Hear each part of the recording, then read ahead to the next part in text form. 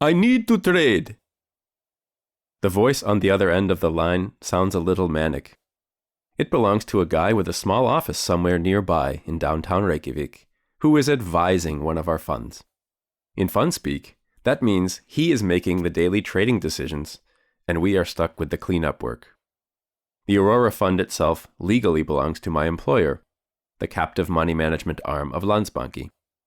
As the daily management of cash is grunt work that nobody wants, it has landed on me, the lowest on the totem pole. And the problem today, as the problem has been for weeks, is that the €120 million Aurora Capital Fund is fast running out of cash, and this guy is on a buying bender. Every day he gets on the phone with his brokers and tells them to buy more shares in the same 3 or 4 names.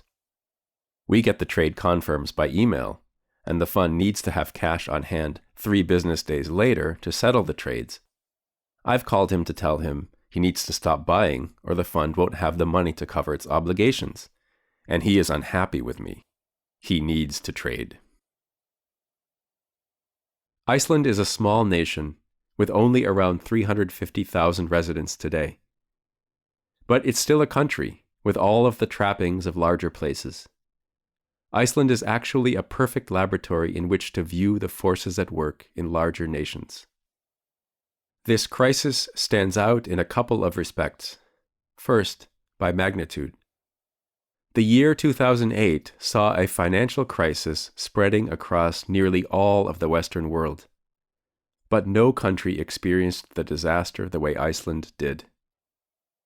Its 3 giant banks fell over in 1 week, quickly engulfing the whole economy. Icelanders who had savings in their stock portfolios had them no more. The stock market had lost all of its value. People who had their savings in cash fared no better. Accounts and funds were frozen. Mortgage payments doubled almost overnight. The value of the currency dropped by half. The setback was not just huge, it was lasting. The country can still feel the crisis more than a decade later. The quick drop-off in the currency kicked off a tourist invasion that, while initially providing a much-needed economic boost, has now reduced Iceland to a giant t-shirt shop. Meanwhile, those who lost their savings and their homes never got them back. Forced to start over from zero, many fled the country for better opportunities abroad.